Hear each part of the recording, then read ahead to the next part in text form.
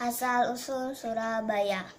Dahulu, di lautan yang luas sering terjadi pertarungan antara ikan hiu sura dengan buaya. Mereka bertarung hanya karena berebut mangsa. Kedua sama-sama kuat, sama-sama tangkas, sama-sama cerdik, sama-sama ganas, dan sama-sama rakus. Sudah berkali-kali mereka bertarung, belum pernah ada yang menang ataupun yang kalah. Akhirnya mereka mengadakan kesepakatan. Aku bosan terus bertarung, buaya kata ikan sura. Aku juga sura.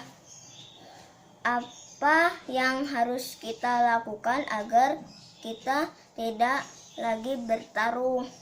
Tanya buaya.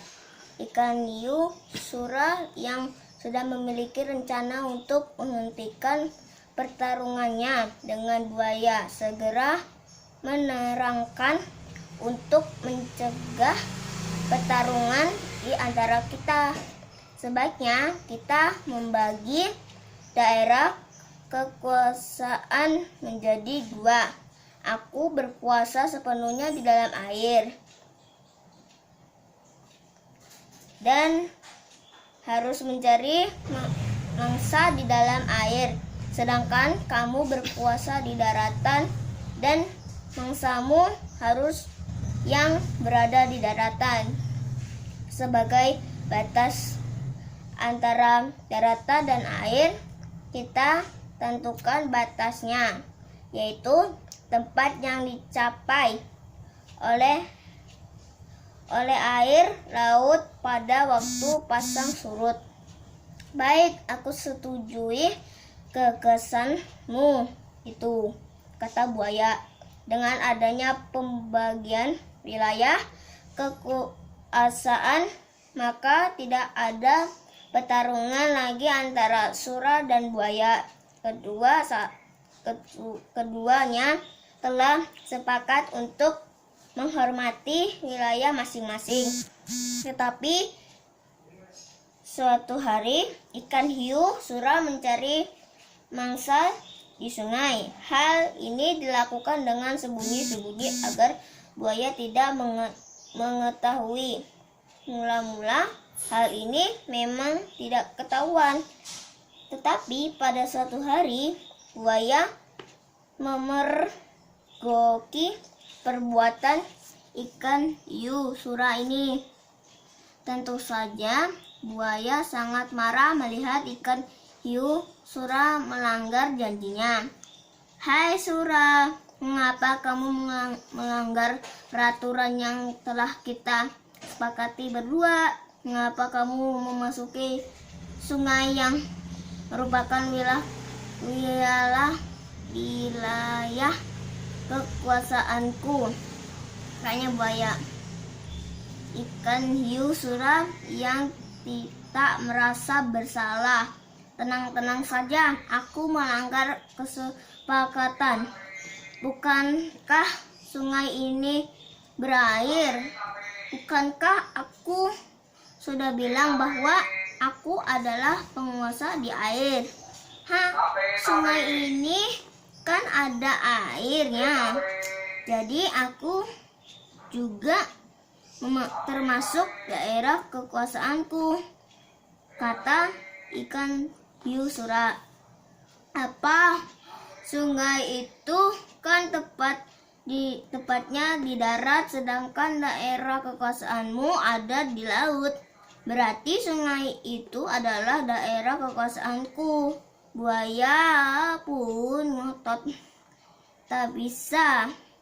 Aku akan tak pernah bilang kalau di air hanya di air laut, tetapi juga air sungai, jawab ikan hiu sura. Kau sengaja mencari gara-gara sura? Tidak, kukira alasanku cukup kuat dan aku memang di pihak yang benar, kata Sura. Kau sengaja mengakaliku. Aku tidak sebodoh yang kau kira, kata buaya yang mulai marah. Aku tak peduli kau bodoh atau pintar. Yang penting air sungai dan air laut adalah kekuasaanku. Sura tetapi tidak mau kalah. Kalau begitu, kamu memang bermaksud membohongiku. Dengan demikian perjanjian kita batal. Siapa yang memiliki kekuatan yang paling hebat, dialah yang akan menjadi penguasa tunggal, kata buaya. Bertarung lagi, siapa takut? Tantang Sura dan panghyainya. Pertarungan segit antara ikan hiu, Sura, dan buaya terjadi lagi. Pertarungan kali ini semakin seru dan dahsyat. Saling menerjang dan menerkam, saling menggigit dan memukul. Dalam waktu sekejap, air di sekitar menjadi merah oleh darah yang keluar dari luka-luka kedua binatang itu. Mereka terus bertarung mati-matian tanpa istirahat sama sekali. Dalam pertarungan dahsyat ini, buaya mendapat gigitan ikan hiu Sura di pangkal ekornya di sebelah kanan. Selanjutnya, ekor itu terpaksa selalu membelok ke kiri. Sementara itu, ikan Sura juga tergigit ekornya hingga hampir putus. Lalu ikan Sura kembali ke lautan. Buaya puas setelah mempertahankan daerahnya. Pertarungan antara ikan hiu yang bernama Sura dengan buaya ini sangat berkesan di hati masyarakat Surabaya. Oleh karena itu, nama Surabaya selalu dikaitkan dengan peristiwa ini. Dari peristiwa inilah kemudian dibuat lambang kota ya Surabaya, yaitu gambar ikan Sura dan buaya. Namun ada juga pendapat bahwa Surabaya berasal dari kata Sura dan Baya.